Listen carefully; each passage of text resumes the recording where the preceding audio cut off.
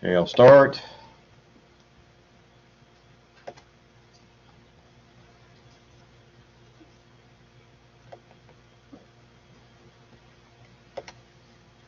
And this will be basic Python.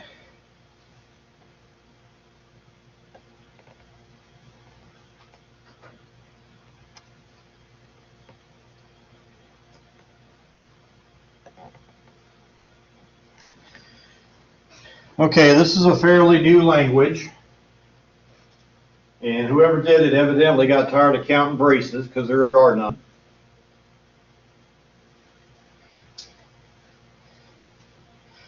And this guy's actually Dutch. And apparently he retired as the benevolent dictator for life, and he passed it on to somebody else.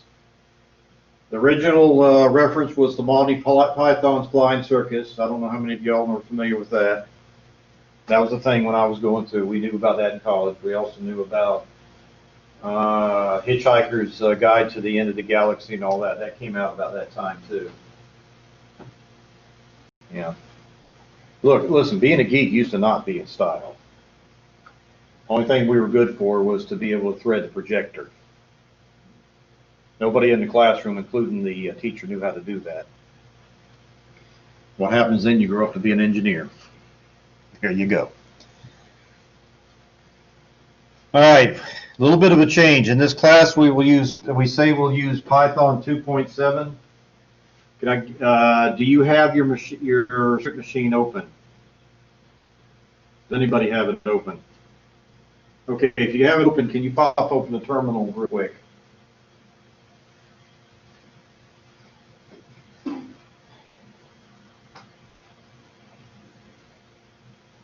And what I'd like you to do is type Python space -v.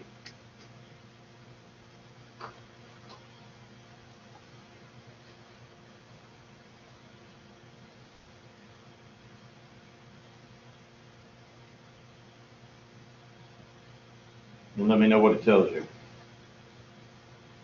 I'm expecting it to tell you I don't know what you're talking about.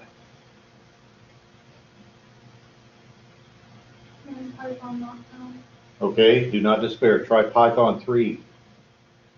Python 3, one word, -v.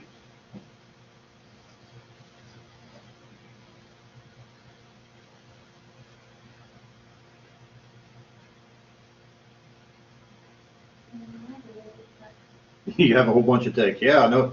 It's kind of like it finally knows what you're talking about. Now you can't get it shut up, right? Yeah, okay. That's because you have, okay, that was your install routine for Python 3. That means it's on your machine. You don't have to do what we had to do to get everything else on your machine. Isn't that great? Okay. There's a couple of differences between Python 2 and Python 3. I have posted a couple of web articles. The first thing is your shebang looks a little bit differently because obviously user bin Python's not going to work. You got to say user bin Python 3. Then I said there, I saw what they said. Well, they say user bin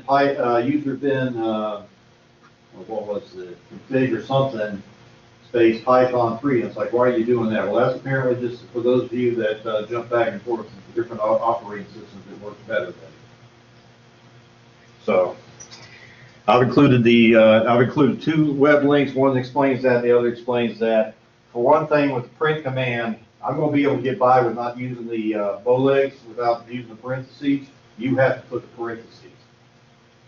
Why? Because they decided that was a function that it should have parentheses. Now, made them happy.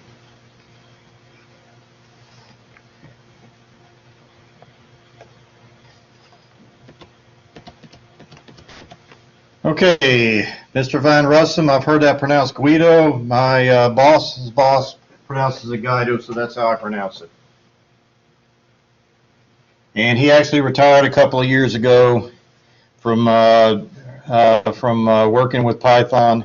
Now it's kind of funny. Those look like a couple of Pythons, right? Originally, this had nothing to do with Python, but it worked so well. I mean, I guess it's a lot cheaper to buy draw a couple of stylized pythons than it is to draw Monty Python flying circuits every time you want to load it, right?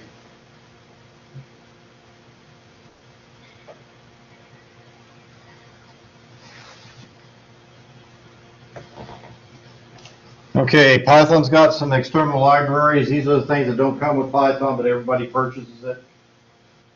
Kind of like if you have a guitar, you'll have a capo, unless it's a bass guitar, right?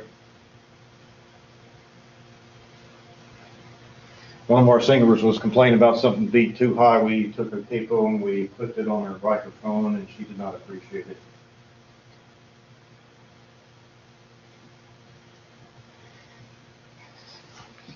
I myself, I sing as much as I like. I just don't get a microphone. It's just better for all of us. Okay, Python philosophy and approach.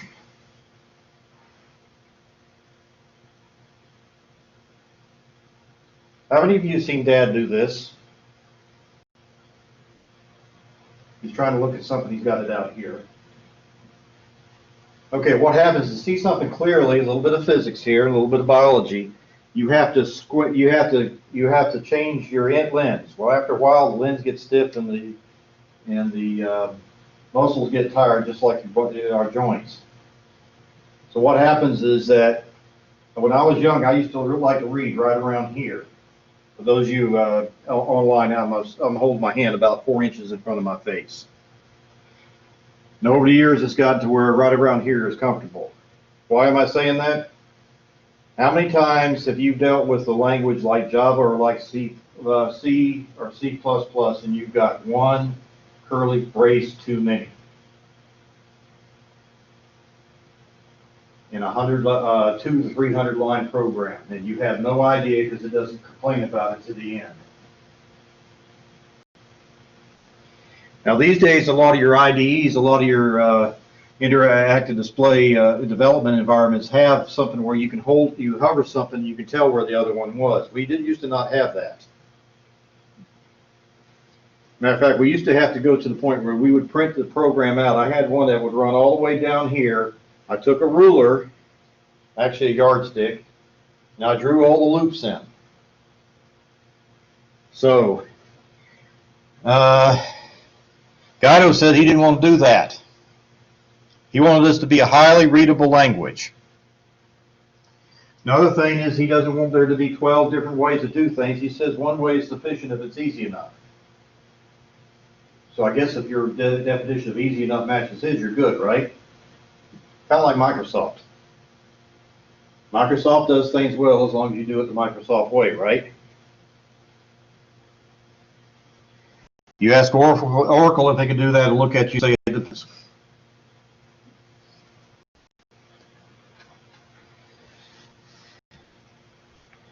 Okay, and you have an article here, the Zen of Python. One thing that's useful to know, it's useful to spend a little time before you dive into one of these and start doing your Google searches. What is the basic idea of the language? Once you do that, it's a little easier to guess what it is, because I don't know about you, the toughest thing about with me when I Google is what to call stuff so it comes up, right? If you got an idea what they call everything, then it helps.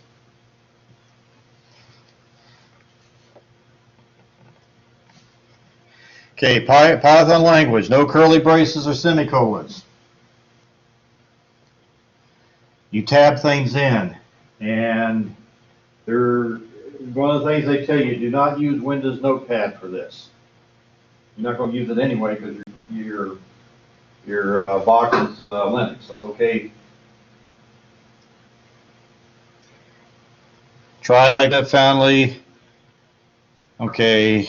Photo increment, you don't have the plus, plus, minus, minus. There's a,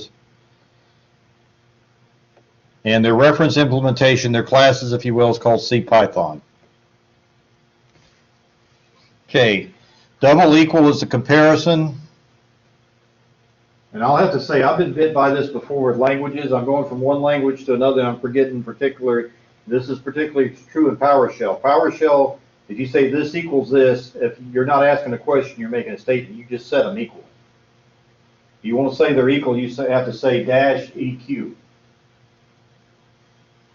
Yeah. There's a couple other languages like that you got to be careful because equal is not a condition, it's an assignment. Okay, they have these really complicated, hard to remember Booleans and or not. You don't have to say, well, is it ampersand, double up, ampersand, pipe, double pipe, horn pipe? I don't know.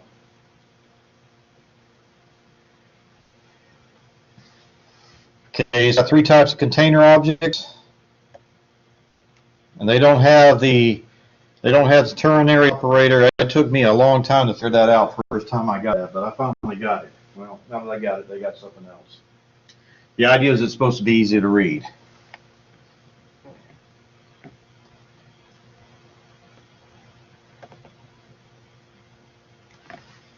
Okay, they have duck typing. The idea is you may have noticed in scripting that we're a good deal more pre-formed about what objects are. Matter of fact, in VB script, you can just say that I'm giving you an object. You can declare it as VB object, which means it could be anything. It's just an object. And I had that because if you say it's an object, if you don't say it's an object, it implicitly assumes it's an object. So if you go do something with that and come back, it says, well, it's just an object. Well, no, it's a dictionary object. Well, you didn't tell me that.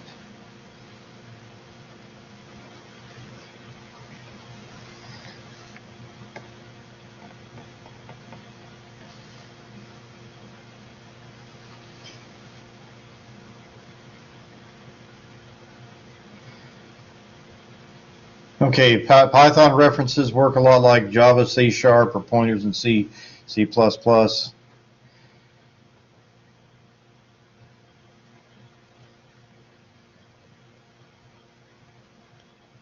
Okay, and Python is one of these things that everything's an object, so if you have data, it has an identity, a type, and a value. You got numbers. This really looks familiar. Okay, integer division. Be very careful about this because this is something that if you get a weird answer, this is what happened. If you divide something by 2, not 2.0, it may give you a weird answer. Just watch out for that. Why you would actually want to use integer division, I'm not sure. There's probably some use for it somewhere. Most of the time you want to treat them as real numbers.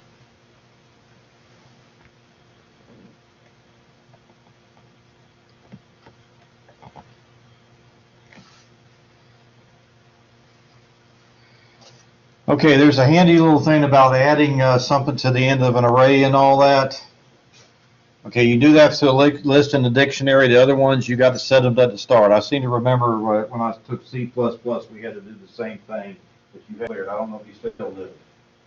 C++, when you declare an array, do you have to declare it at a fixed size? I'm asking. No. Okay. Used to be you had to. And what you had to do is if you had to add something, you actually copied it over to another array that was, yeah.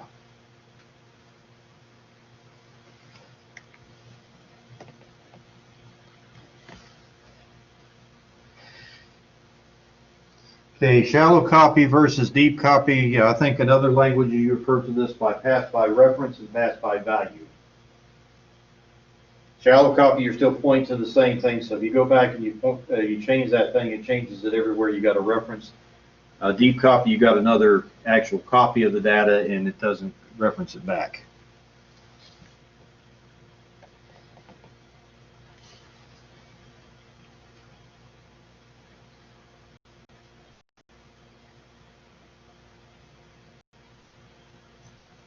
Okay, and the Y should have another quotation mark on it.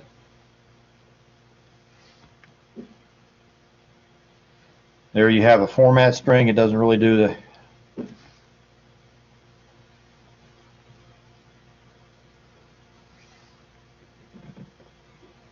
Okay, you have tuples, sequence of objects. You have kind of like an array. You have a list.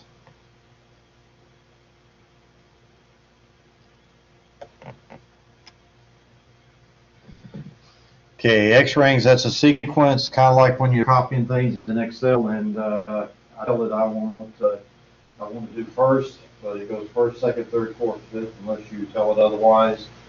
If I want to copy to number 1, the next thing I know it's going 2, 3, 4, 5, 6. Same idea.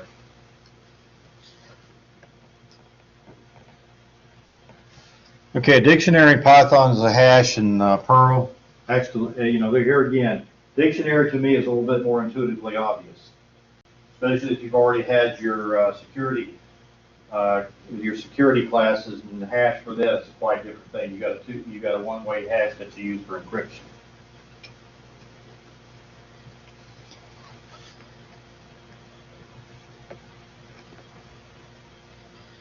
Okay, so I will restart that.